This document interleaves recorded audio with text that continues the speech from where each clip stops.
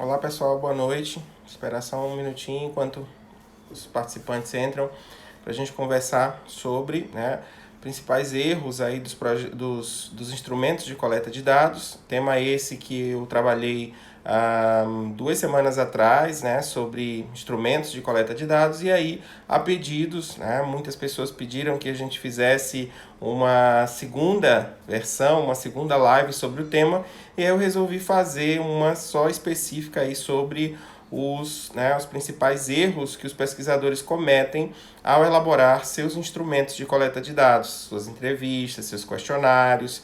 E aí vamos aproveitar também esse espaço para que vocês possam aí colocar perguntas também, tá? Então, na medida em que a gente for comentando cada uma delas, se vocês tiverem dúvidas, também podem colocar aí perguntas para que eu responda ou imediatamente ou no final aí da nossa live, tá? Então vamos lá. 12 pessoas já entraram e à medida que eles forem entrando, vão acompanhando o que a gente já conversou. Então, uma falha aí que eu considero muito grave no instrumento de pesquisa é construir esse instrumento sem ter em conta uma questão problema. Então, às vezes participo aí de bancas, analiso trabalhos em que as pessoas, elas até têm um problema, mas elas não colocam na sua pesquisa ou constrói um instrumento quando ainda não estão com essa questão problema formulada ou com seus objetivos. Então, para você que vai fazer uma pesquisa, que vai construir seu instrumento de coleta de dados, uma boa dica que eu dou é faça o seguinte: isole lá num papel qual é o seu problema, quais são os seus objetivos e, a partir da observação desses itens, aí sim, você vai formular cada uma das questões. Então, tenha em conta esses objetos para que você não crie o quê? Perguntas que não fazem sentido, ou ainda que você tenha objetivos, mas que não tenham perguntas suficientes para dar resposta a esse problema, tá? Então, a falta de um objetivo bem definido é uma falha grave aí para a construção dos seus instrumentos. Segundo, quando o instrumento não passou por uma validação, e aí conversamos sobre isso há 2 sábados atrás. Quando você constrói o seu instrumento, é interessante que imediatamente você já encaminhe ele para um processo de validação. E esse processo ele pode ser feito de várias maneiras. Uma delas é encaminhar aí para um perito, ou seja, um professor especialista que possa analisar aquele instrumento e de dizer exatamente o que precisa ser melhorado, dado a sua experiência em pesquisa, ou ainda pode ser feito um estudo piloto. O que é isso? Quando você encaminha aquele instrumento para possíveis amostras que serão ali também utilizadas no teu estudo.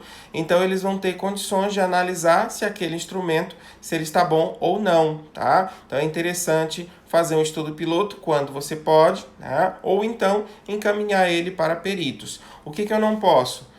Elaborar um instrumento e no dia seguinte, na semana seguinte, já aplicar. Então é necessário aí um processo de amadurecimento, deixar ele de fato válido. Senão, o que vai acontecer? Você vai eliminar aí muitas perguntas por falta aí, de coerência nelas, tá bom? Outra questão aí importante, o questionário que não traz ao entrevistado uma explicação clara no cabeçalho sobre o motivo que ele foi selecionado para participar nesse estudo. Então, sempre que você vai elaborar um instrumento que vai fornecer a outra pessoa, então coloque lá em cima um informativo. Por que você foi selecionado para participar dessa pesquisa? A que se destina esse instrumento? É para uma pesquisa de mestrado, doutorado, para um TCC de graduação? Então, explique para o seu participante por que ele foi selecionado, qual o nível dessa pesquisa, está sendo orientado por quem, por qual professor, para qual instituição e, caso ele tenha dúvida, que contato que ele pode ter. Ou seja, que que e-mail ou que telefone que ele pode entrar em contato para esclarecer dúvidas, tá? Então não esqueça aí desse quesito que é importante. O que mais? Perguntas confusas. Devido aí à imprecisão de termos. Em outras palavras, são perguntas mal elaboradas, com alternativas confusas. O seu leitor vai Analisar aquela pergunta, não vai saber que resposta aí que você vai, né, ou que resposta que ele vai dar para aquela pergunta que foi mal formulada, tá? Outra questão, nas opções de respostas, termos muito próximos ou sinônimos. Então, você está ali respondendo, aí tem lá longe, né, distante, né, ou então tem casa, residência, lar. Então, são palavras sinônimas. Cuidado ao elaborar ali os itens para que os sujeitos, quando eles forem escolher as opções, que elas sejam bem distintas, que elas não sejam sinônimas. Caso contrário, vai gerar uma grande confusão e aí ele não vai saber qual opção marcar, tá? Então, cuidado com opções sinônimas. O que mais? 2 perguntas em uma só. Então, deixa os indivíduos confusos, né? Principalmente em entrevistas, às vezes se faz 2 perguntas ao mesmo tempo, e aí o que acontece, né? Ele termina respondendo uma e não deixa a outra em branco, tá? Ou seja, você tem que refazer a pergunta que ele não completou, tá? Então, uma pergunta de cada vez. Que mais? Perguntas muito longas que deixam o entrevistado exausto, né, de tanta informação. Então, cuidado, tá? Às vezes você coloca ali uma pergunta muito longa que ao final ele já não sabe o que você quer saber, o que você quer conhecer, tá? Então, seja objetivo na formulação da sua pergunta.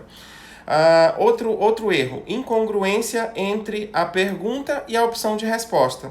Por exemplo, até que ponto você está satisfeito com o seu superior imediato, com o seu chefe? Aí as opções de resposta são nada importante, pouco importante, moderadamente importante. Então, essas respostas, elas não combinam com aquela pergunta. Então, tenha em mente esse cuidado. Quando você for formular a pergunta, as respostas precisam, né, combinar para que a participante marque ali a opção mais adequada, tá? Então, a 10ª dica são questões que não incluem a opção outros, tá? Então, por mais que você tenha pensado ali em várias opções para o seu respondente, pode ser que nenhuma daquelas que você colocou, ele tenha interesse em responder. Então, inclua ali a opção outros, tá? Outra opção a ser utilizada é incluir a opção não se aplica. Por exemplo, você faz uma questão para públicos distintos. E às vezes aquele respondente ele não tem aquele perfil. Então ele vai marcar, não se aplica. Ou seja, eu não tenho como responder porque não faz parte de mim esse conteúdo, tá? Então coloque lá a opção não se aplica também, tá? Para as múltiplas escolhas, para as perguntas de múltipla escolha. Perguntas que só se enquadram para certo tipo de participante, né? Por exemplo, qual bebida alcoólica você prefere? Então, se eu não bebo, por exemplo, eu não bebo. E aí, qual que eu marcaria? Não tenho aí nenhuma opção para marcar, já que eu não bebo nenhuma bebida alcoólica, tá? Então, cuidado ao formular isso. E aí, nesse tipo de pergunta, se encaixaria muito bem a opção não se aplica, tá? Então, seria aí uma estratégia para que você consiga contemplar 2 públicos distintos, tá? Utilização de termos em inglês ou estrangeirismos. Ainda agora alguém perguntou aí se eu domino inglês. Olha, meu inglês é intermediário, eu consigo me virar, tá? Mas a pronúncia correta e tal, às vezes você erra. Eu não sou professor de inglês, tá? Então, eu vou dar um exemplo aqui de termos em inglês ou estrangeirismos nas perguntas, tá? Então, por exemplo, a sua empresa possui turnover. O que significa isso? Eu sei que é rotatividade de funcionários nas empresas, mas pode ser que o meu entrevistado não saiba. Então, pelo fato de eu ter utilizado aquela palavra em língua estrangeira, pode dificultar a compreensão, tá? Outro erro comum também é o uso de estrangeirismos, ou seja, palavras que são muito comuns em um dado local, em um dado país, mas que não são em outros. Por exemplo, que tipo de alcatifa é mais apropriada para a sua empresa? Alcatifa é uma palavra que usa muito Portugal, significa tapete. Mas aqui no Brasil quase ninguém sabe o significado de alcatifa.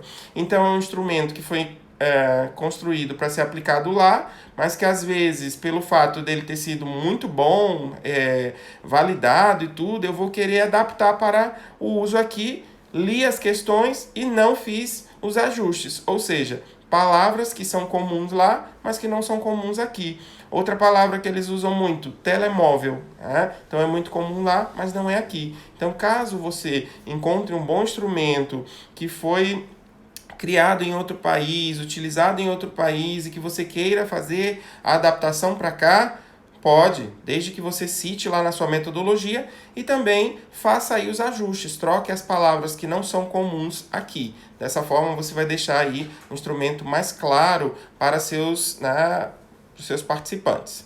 Outra coisa, questionário inteiro com perguntas do tipo sim, não, talvez. Tem a pergunta e essas 3 opções para marcar. Isso não é interessante. O legal é você diversificar as opções de resposta. Em vez de sim, não, talvez, pense nas possíveis respostas que ele poderia dar, crie essas categorias, essas variáveis, né, para que ele possa marcar. E não esqueça de incluir a opção outros, porque por mais que você se esforce, por mais que você pense aí em muitas opções, você sempre vai deixar, às vezes, uma opção que ele gostaria de responder de fora daquela lista, tá? E aí inclua a opção outros. O que mais? Formulário de conformidade ou teste de usabilidade sendo confundido com questionário. Professor, o que é um formulário de conformidade? Geralmente é uma ficha onde tem lá sim, não, se aplica, não se aplica, possui, não possui, para que as pessoas elas possam avaliar determinados objetos. Por exemplo, é muito comum aí na área da nutrição as pessoas provarem determinados, né, produtos e marcarem lá numa ficha doce, amargo, sim, não, entendeu? Ou então, você desenvolveu um software, um aplicativo, e alguém vai analisar, vai utilizar, e depois vai marcar sim, não, se é fácil, se é difícil, se o ícone ele é correspondente, não é. Então, em testes de usabilidade, nós utilizamos aí fichas de conformidade. E aí não chamamos de questionário. Geralmente ele tem aí perguntas dicotômicas do tipo sim, não, inclui, não inclui, para que você possa corrigir possíveis falhas naquele software ou naquele objeto, aquele alimento que foi preparado, e aí você tem chances aí de corrigir, tá? Então não confunda, uma coisa é formulário de conformidade, o formulário de usabilidade, e outra coisa é questionário, são instrumentos distintos. Muitas variáveis nas respostas, deixando aí o entrevistado confuso. Então, você elaborou uma pergunta e aí você colocou letra A, B, C, D, E, F, G, H, I, J, ou seja, tente concatenar para que fique mais claro aí para quem vai responder esse instrumento, tá? Então, poucas variáveis são mais interessantes. O que mais? Muitas perguntas negativas no seu questionário. Tente ser imparcial, não tente se posicionar nem pelo contexto positivo, nem pelo contexto negativo. Então, por exemplo, os estudantes não devem levar armas para a escola, não é mesmo? Ou seja, você, além de colocar uma pergunta na negativa, você já está induzindo, né, colocando uma questão tendenciosa para que o participante caia ali na armadilha que você preparou, tá? Então, seja imparcial, cuidado aí com esse tipo de questão, tá? Outra coisa que eu não devo fazer, usar gírias, né? Quão bacana ou quão legal é a relação com os colaboradores da sua empresa. Né? Então, legal, bacana, são gírias que utilizamos na nossa conversa informal, mas que não devem estar presentes nos nossos instrumentos de pesquisa. Então, cuidado aí ao elaborar suas questões para não incluir gírias. Tá? O que mais? Categorias que se sobrepõem. Isso é muito comum quando você está elaborando uma questão do tipo faixa etária. Por exemplo, qual a sua idade? Aí você põe lá entre 10 e 15 anos. E aí a segunda opção, entre 15 e 20. Bom, se eu tiver 15 anos, o que eu vou marcar? A primeira opção ou a segunda? Vou marcar a primeira, porque eu quero ter 15 menos, eu não quero ter 15 mais, né? Brincadeira, não. Na verdade, você deve estabelecer os intervalos corretos, entre 10 e 15, entre 16 e 20, e assim, né, sucessivamente. Em Categorias também como, por exemplo, idade. Outro erro muito frequente são os intervalos muito longos. Quando você coloca assim, entre 10 e 20, poxa, entre 10 anos e 20, temos o quê?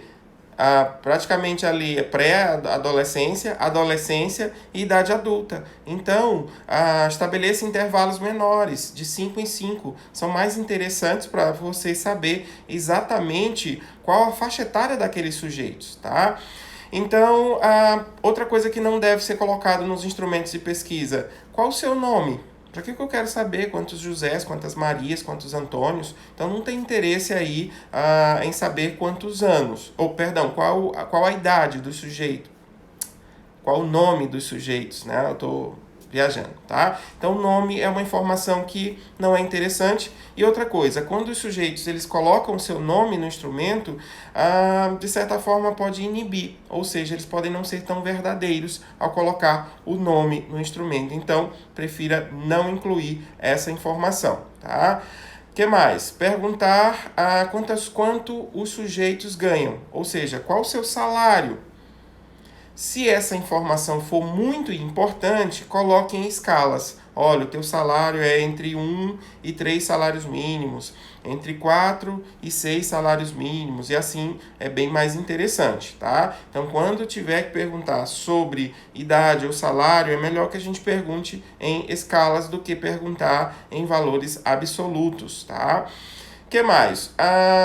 Um desequilíbrio no número de perguntas em relação a cada item de pesquisa. Então, digamos que eu tenho 3 ou 4 objetivos de pesquisa no meu trabalho de dissertação ou de tese. E aí, na hora de formular o instrumento, esse número de questões, eles precisam ser equivalentes. Então, eu não posso ter, por exemplo, para o objetivo 1, 10 perguntas. Para o objetivo 2, 2 perguntas. Ou seja, por que eu quero saber mais do objetivo 1 do que do objetivo 2? Então, eu devo criar um equilíbrio entre o número de perguntas para cada um dos objetivos, tá? A Odaleia perguntou assim, perguntas delicadas, melhor perguntar no final do questionário da entrevista. É verdade, Odaleia. Por quê? Porque quando você coloca aí perguntas delicadas logo no início, se for um questionário, ele pega e diz assim, vou deixar para responder isso aqui depois. E às vezes esse depois nunca chega, tá? Então, quando você coloca lá pro final, ele já respondeu praticamente tudo, aí ele diz, já fiz quase tudo, vou só concluir aqui com essas 2 perguntas que são mais delicadas. Então, verdade, valeu pela colaboração, tá? Se quiserem fazer comentários e perguntas, podem colocar também, tá? Se for fazer um questionário eletrônico no Google Formulários ou no SurveyMonkey, o que vocês podem fazer? Marcar lá a opção que obriga a pessoa a responder. Caso contrário, se ele disser assim, essa daqui eu vou pular, é menos uma resposta que você vai ter. Então, se você utilizar um instrumento de coleta de dados eletrônico, você tem essa opção lá de marcar para que ele seja obrigado a responder cada uma das questões, tá? Então, quais os tipos de perguntas que nós podemos colocar em instrumentos, né, questionários? Nós podemos colocar perguntas abertas, perguntas de múltipla escolha, podemos colocar perguntas dicotômicas, aquelas que só aceitam 2 tipos de resposta, tá? Podemos colocar escalas de valores para que as pessoas incluam aí a sua percepção. Entre 1 e 5, qual a sua nota? Entre 1 e 5, qual a sua escolha? Ou então, de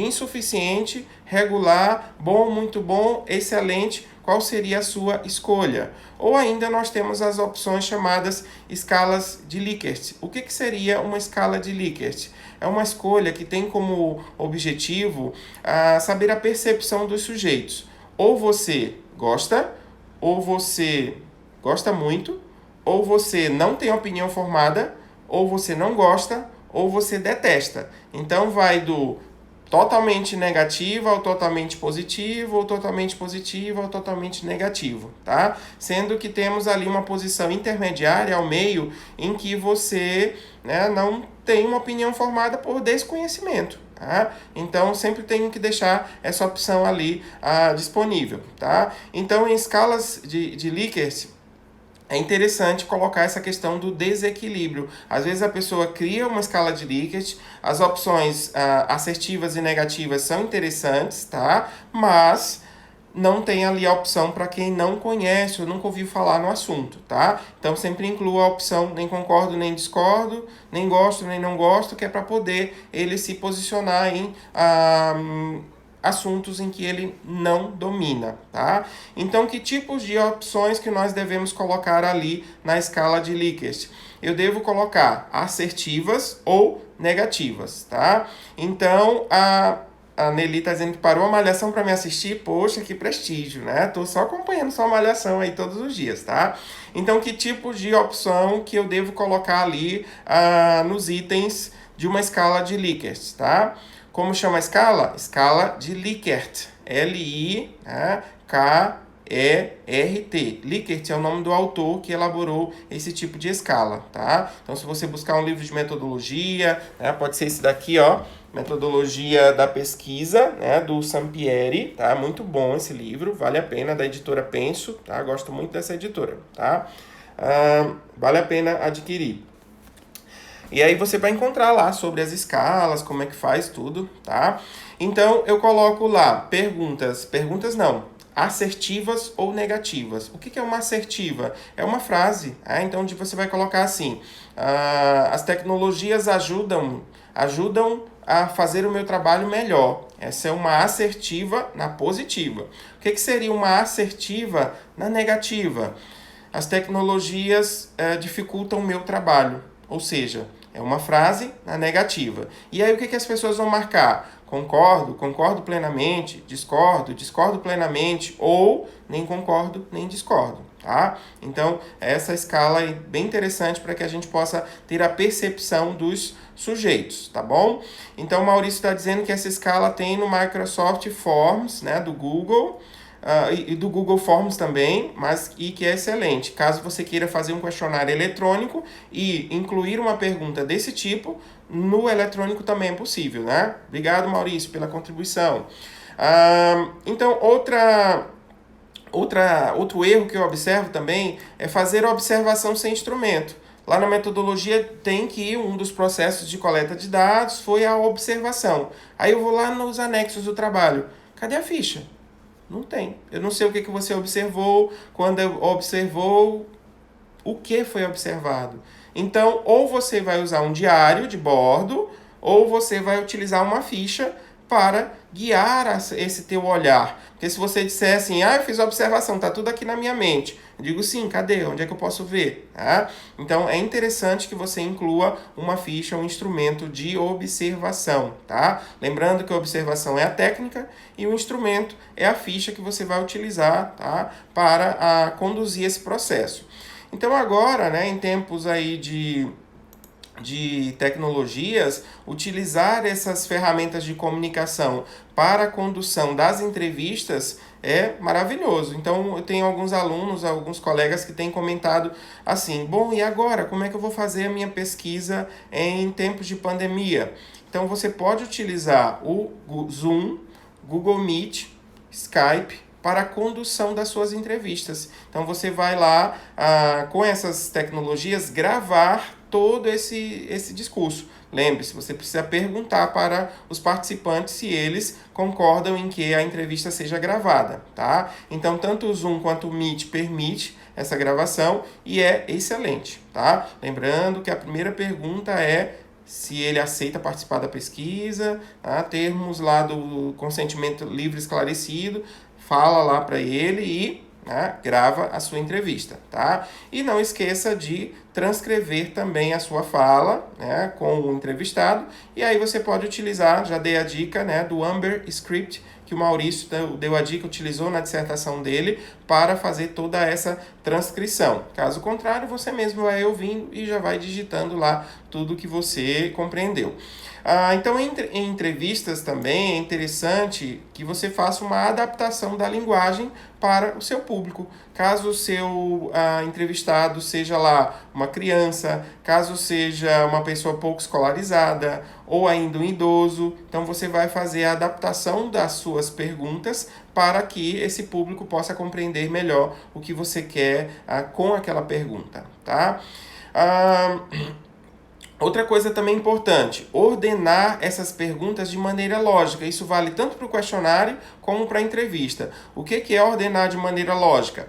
Então, esse conjunto de perguntas, né, eles têm a ver com que categoria? Então, eu vou fazer esse conjunto de perguntas. Depois, esse outro conjunto de perguntas tem a ver com outra categoria. Então, não misture as coisas, porque se você pergunta sobre determinados aspectos, depois, com o passar do tempo, você começa a fazer perguntas sobre outros e depois volta de novo. Não, essa recursividade não é boa. Então, um bloco de perguntas, faça, conclua. Depois, outro bloco de perguntas, faça, conclua. Você pode até, por exemplo, no questionário, delimitar ali marcadores, como dados pessoais, tudo sobre dados pessoais. Depois, dados sobre o objeto X, tudo sobre aquilo, tá? Para deixar as coisas bem organizadas, tá bom? Então, quando o número de participantes aí da sua pesquisa é grande e mesmo assim você quer fazer entrevista, tá? O ideal é você escolher aí o focus group, tá? Ou o grupo focal. Então, o que seria isso? Você vai selecionar ali um grupo de sujeitos, de alunos, né? Ou de participantes da pesquisa e assim vai dirigir essa condução dessa entrevista de maneira com que fique, às vezes, até muito mais interessante do que uma entrevista individualizada, tá? Então, uma individualizada, você, às vezes, deixa a pessoa um pouco tímida. E quando ela está em grupo, ela fica mais solta e ela tende a colaborar e participar mais, tá? Então, o Nathaniel está dizendo que é legal, que não sabia que havia formulário da Microsoft. Tem, Nathaniel, né? Então, mais uma opção aí para fazer seus questionários, tá? Que mais? E aí, são essas 30 dicas que já foram, né, passadas até agora. E depois, né, da construção do instrumento, no momento lá de execução da pesquisa, eu também preparei aqui algumas dicas, né? Então, o que pode acontecer? Você já tem o instrumento montado, vai para o campo coletar os dados. Só que, o que você cometeu de erro? Um cálculo no tamanho da amostra. Você precisaria ali de um número bem maior para uma representatividade. E aí você termina, né, por não ter um número de pessoas suficientes. E aí termina invalidando a sua pesquisa, tá? Então, o erro no tamanho da amostra é complicado, tá? Aí, aproveitando aí para responder a Odaleia, que ela fez essa pergunta no WhatsApp durante a semana, eu terminei não respondendo para ela. Então, o SurveyMonkey é uma ferramenta online para construção de questionários, tá? Então, se você colocar lá, cálculo amostral SurveyMonkey, tá? Aí você vai ter uma calculadora online para que você possa realizar o seu cálculo amostral. Então, o que é o cálculo amostral? Você tem lá um universo de 1.000 pessoas. Aí você precisa de um número suficiente para estudar. Só que 1.000 é muito grande, né? Então, você precisa calcular um tamanho amostral que vai te dizer, né? Com esse universo, com uma margem de erro, né? Quantos sujeitos eu preciso estudar? E aí você pode fazer esse cálculo utilizando lá as fórmulas de cálculo amostral que você vai encontrar no livro de estatística, ou ainda você pode, né, utilizar uma calculadora eletrônica, tá? Então, você vai lá buscar na internet e temos vários exemplos. Basta você colocar lá cálculo amostral online, você vai encontrar aí onde você pode colocar o tamanho do universo, a margem de erro, né, o percentual de segurança que você quer, e aí ele vai calcular exatamente quantos indivíduos você vai precisar. E aí, na metodologia do seu trabalho, você vai explicar como que você chegou naquele número. Eu utilizei a fórmula. Não, eu utilizei um site que me ajudou a chegar nesse número, tá? Então, Outro erro também que às vezes os pesquisadores iniciantes têm é acreditar que quanto mais dados, melhor. Ou seja, incluir um número aí excessivo de perguntas no seu instrumento para gerar um número absurdo de dados, que isso vai de fato validar a pesquisa. Bom, não é por aí, tá? Não é a quantidade de dados que vai dizer que o estudo é bom ou ruim, mas a qualidade das perguntas formuladas e principalmente a qualidade das respostas fornecidas pelos sujeitos. Isso sim vai dizer que a pesquisa é boa ou não. Então a Maíra está colocando aqui que se tenho diferentes categorias de sujeitos, faço vários formulários ou junto todos em um só? Depende, Maíra. Por exemplo, se eu tenho perguntas diferenciadas para o mesmo público, né, eu posso colocar várias questões, né, e aí eu coloco assim: caso essa, entre parênteses, caso essa pergunta não tenha a ver com você ou não faça parte, né, do seu... Ou seja, essa pergunta não tem a ver com ela. Exemplo: uma pesquisa sobre tecnologia, onde eu quero saber perguntas específicas de quem usa o celular do tipo Apple e quem usa celular do tipo Motorola ou outro sistema operativo ou outra marca, né? Então, se você tem um celular da Apple, continue respondendo as questões do número 2 até o 15. Se você possui celular de outra marca, tá? Coloque, né, marque da 16 em diante, tá? Então, tem essa diferença aí, tá? Então, você pode fazer essa divisão para que no mesmo instrumento dois públicos possam responder. Agora, se são públicos diferentes, por exemplo, alunos e professores, e praticamente todas as perguntas são diferentes, aí convém fazer dois instrumentos de coleta de dados distintos, tá? O que mais? Anotar os dados de maneira imprecisa. Então, por isso que é sempre bom você gravar a sua entrevista. Se você for contar com a sua memória e tentar anotar tudo que a pessoa está dizendo, então é muito perigoso isso, porque você nunca vai conseguir coletar tudo, anotar tudo, né? E pode anotar coisas de maneira abreviada. E aí, na hora que você for ler e interpretar, você vai cometer o seguinte erro: você mesmo, né, vai confundir os dados lá que você mesmo anotou. A sua própria letra, na hora da pressa, você não vai compreender aquilo que foi anotado. Então, o ideal é mesmo gravar, né? Então, o Maurício está dizendo: o que o professor João está falando são as respostas condicionais que a gente consegue configurar no Forms. Isso, bacana. Então, quando você marca sim para uma pergunta, ele inibe outras, né? Ou seja, aquelas que foram inibidas significam que não tem a ver com aquele participante, tá? Então, é interessante aí fazer esse tipo de, né, de divisão. O que mais? Na hora da análise dos dados, quem escolhe a opção escala de Likert precisa tomar cuidado. Por quê? Porque quem escolhe esse tipo de questão para incluir no seu questionário, na hora da análise não deve calcular porcentagem, ou seja, quantos por cento marcaram concordo totalmente, quantos por cento marcaram concordo, quantos por cento marcaram discordo, não deve colocar isso, tá?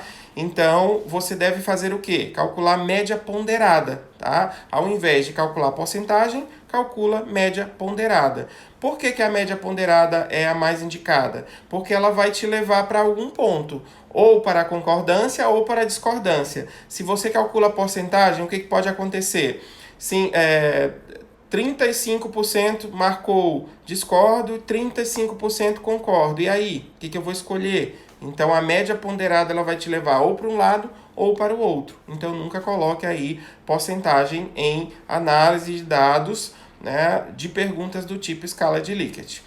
E, para finalizar, né, o último ponto que eu coloquei aqui na minha lista, não inclua gráfico do tipo pizza. Tá? Por quê? Pizza é muito bom lá na pizzaria, mas nas pesquisas não é interessante. Por que não é interessante? Às vezes eu tenho muitas variáveis, a opção A, a opção B, a opção C, a opção D, e na hora de construir o gráfico, ele fica confuso. Qual o objetivo do gráfico? Que você observe de longe, já identifique qual variável que você obteve o maior número de respostas. Quando as respostas são muito próximas e você tem assim 12, 14, 16, né? Então, quando você olha para o gráfico, você perde tempo em identificar qual foi a categoria mais evidente e qual foi a categoria inferior. Então, quando for escolher uma opção para construir o seu gráfico, escolha barras ou colunas, tá? Então, esses dois são mais interessantes aí para a pesquisa e rapidamente você olha e já identifica qual o maior e qual o menor, tá? Então, a Ideonice colocou aqui o que pode ser considerado uma pesquisa robusta.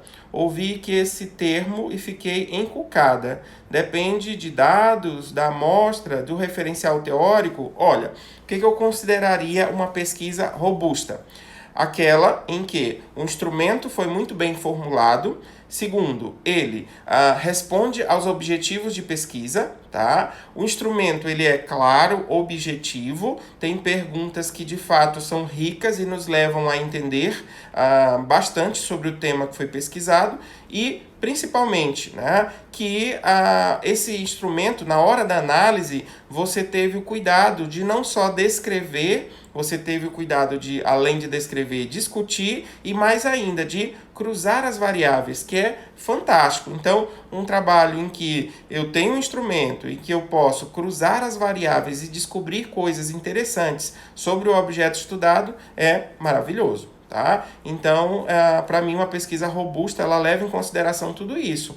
Um bom instrumento, perguntas objetivas e claras, perguntas que respondem aos objetivos propostos no início do trabalho, um tratamento de dados que não fique só na discussão, mas que vá também para que não fique só na descrição, que vá também para a discussão e que você tenha a oportunidade de cruzar as variáveis. Aí é fantástico. Tá? Então você vai de fato ter uma pesquisa robusta porque vai oferecer muitas informações para os teus leitores. E às vezes esse instrumento permite tantos cruzamentos que vão te trazer aí a possibilidade da escrita de 2, 3 trabalhos só com esse questionário que você construiu para a sua pesquisa. Tá? Então, pessoal, mais alguma dúvida, alguma pergunta que vocês gostariam de colocar? Então, a Odalé colocou, você pode falar um pouco mais sobre cruzamento de variáveis, caso tenha tempo? Temos um tempinho ainda. Então, o que seria isso? Vou dar um exemplo aqui de posse e uso, né? Eu sempre gosto de dar esse exemplo porque fica mais fácil de compreender. Então, digamos que você tem piscina na sua casa ou no seu condomínio, tá? Será que você vai todos os sábados e domingos na piscina do seu condomínio? Você vai dizer assim, vou comprar aquele condomínio porque tem piscina. E aí depois que você se muda, a coisa mais difícil do mundo é você ir na piscina do condomínio. Tô certo ou tô errado? Quem mora em condomínio, tá? Ou quem mora em casa também, vou construir uma piscina pro final de semana eu curtir a piscina. Não curte coisa nenhuma. Então quem não tem piscina em casa vai mais à piscina do que quem tem uma piscina disponível para pular na hora que quiser. Tá? Então, se eu fizesse uma pesquisa e cruzasse a opção uso com a opção posse, ou seja, uso piscina e tenho piscina, eu vou observar o que nesse cruzamento? Que eu tenho mais pessoas que usam a piscina e não têm em casa do que as pessoas que usam e têm. Então, posse e uso, nem sempre eles estão relacionados. Não quer dizer que eu tenho e uso e não tenho e uso mais, tá? Então, é sempre uma questão a ser cruzada. E ainda, por exemplo, o conhecimento dos professores em relação às tecnologias e a sua formação. Nem sempre quem tem a formação tem altos conhecimentos. Por quê? Porque essa formação não foi do interesse dele, entrou pelo ouvido e saiu pelo outro. e às vezes quem não teve a formação inicial faz muito mais uso. Então é sempre interessante você cruzar para descobrir novas informações. E esse cruzamento ele também pode se dar por uma forma chamada de triangulação. O que é a triangulação? É quando você tem aí quando você tem aí 3 instrumentos ao mesmo tempo. Então você tem o questionário, você tem a entrevista e você tem a observação. Então você vai cruzar os resultados do questionário com a entrevista e a observação. E aí pode ser que, olha, no questionário os sujeitos disseram isso. Na entrevista, eles se opuseram ali em alguns pontos. E na observação pôde confirmar ou pôde negar. Por exemplo, no questionário você diz assim: usa a tecnologia na sua prática pedagógica? Uso. Na entrevista, uso. Mas na observação, frequentei 10 aulas e não usaram nada. Então o questionário é uma coisa, a observação é outra coisa. Tá? Então a triangulação é quando você pode aí cruzar diferentes visões. Então a triangulação pode se dar questionário, entrevista, observação, questionário, um teórico e mais a observação, questionário, teoria e uma pesquisa documental. Então podem cruzar várias variáveis e várias formas de coleta de dados para que você possa confirmar ou negar determinados fatos em uma pesquisa. Então o Igor está colocando assim: professor, no começo da live você fala de indicarmos quem é o orientador. No caso do professor da educação básica que gosta de pesquisa, ele pode pesquisar sem o papel do orientador. Verdade, Igor, né? Então eu estava ali me referindo a um instrumento que vai ser coletado para uma pesquisa de TCC, de mestrado, de doutorado. Agora, se não tem um orientador, você mesmo é o proponente dessa pesquisa, então não tem orientação, você é o pesquisador, né? Então você vai incluir lá no cabeçalho que é uma pesquisa que está sendo desenvolvida pelo pesquisador X com o intuito de elucidar as dúvidas X, Y, Z ou resolver um problema que você tem e aí você formulou aquele instrumento, tá? Não tem problema não ter orientador não, tá? Então o Will está colocando: como podemos amenizar a falta de observação nesse período de pandemia? Esse é um aspecto complicado, porque, por exemplo, observação de aulas. Aí você vai ter que fazer a observação online. Se todo mundo tiver com a sua câmera desligada, você não vai ter muito o que observar, você vai ter mais aqui a tentar ouvir, tentar ali decifrar as reações. Então, em tempos de pandemia, a observação ela está aí um pouco comprometida, tá? A não ser que seja aí realmente mediada por instrumentos como o Google Zoom, o Meet ou outros ambientes e plataformas que te permitam aí adentrar as aulas, tá? E essa questão da observação, ela é sempre assim, um pouco polêmica. Nem todo mundo se sente confortável nesse momento. Então, quem for fazer essa técnica de observação, nunca faça de primeira. O que é fazer de primeira? É elaborar um instrumento, chegar lá na sala de aula do professor, ou na empresa, ou no local, e começar a observação. Não faça isso, sabe por quê? Vai dar tudo errado. As pessoas serão as mais comportadas do mundo, os funcionários serão os melhores possíveis, porque eles sabem que estão sendo observados. Então, o ideal é você passar aí um certo tempo, fazer com que as pessoas se acostumem com a sua presença para aí iniciar o processo de coleta de dados, tá? Então, passadas ali 1, 2 semanas que você já se ambientou, as pessoas já estão naturais com a sua presença, aí sim, começa o processo de observação, tá? Então, Jeremias está colocando aí, tenho que fazer netnografia, observação em ambiente virtual, e estou muito preocupado. Não se preocupe, porque a netnografia é justamente na internet, tá? Então, é um tema em que eu ainda vou abordar também aqui em uma dessas lives de sábado. Então, você se adentrar em uma das comunidades virtuais e observar as reações dos sujeitos. Só que é uma presença virtual que ela não deve se dar apenas em momentos pontuais. Você tem que estar ali dentro daquela comunidade virtual bastante tempo para que você possa, perceber como é a interação dos sujeitos, como é que eles se comportam ali dentro daquela comunidade virtual, tá? Então é uma técnica que veio da etnografia, que é o processo de vivenciar, de estar presente numa comunidade, só que você vai fazer em um ambiente virtual, né? Chamado de etnografia, justamente porque você vai ter o auxílio da internet para ter essas vivências e estar presente nas comunidades. Então pode ser uma sala de aula, pode ser uma comunidade no Facebook ou em uma rede social qualquer e que você vai estar presente, estimular, observar e coletar o máximo de dados possíveis em cima daquela sua questão ali, problema, para que você tenha os dados da sua pesquisa. Então, a Odaléia está colocando aí. O senhor teria como tratar em uma das lives sobre categorização e análise de dados? Boa dica, né? Então, a análise de dados, principalmente a advinda de entrevista qualitativa, em que você vai ter que ler as respostas dos sujeitos, encontrar categorias, é sempre complexa. Por quê? Porque às vezes você já leu e analisou todas aquelas respostas e não conseguiu encontrar a categoria. Ou você encontrou um número muito grande de categorias. Então o ideal é que a gente possa aí concatenar, né, para ter um número menor de categorias para analisar cada uma das respostas dadas. Sobre isso é uma conversa longa, mas uma coisa que eu já adianto, que numa entrevista eu jamais devo colocar a cargo do meu leitor o processo de interpretação. Eu devo interpretar as falas e trazer as evidências para os sujeitos.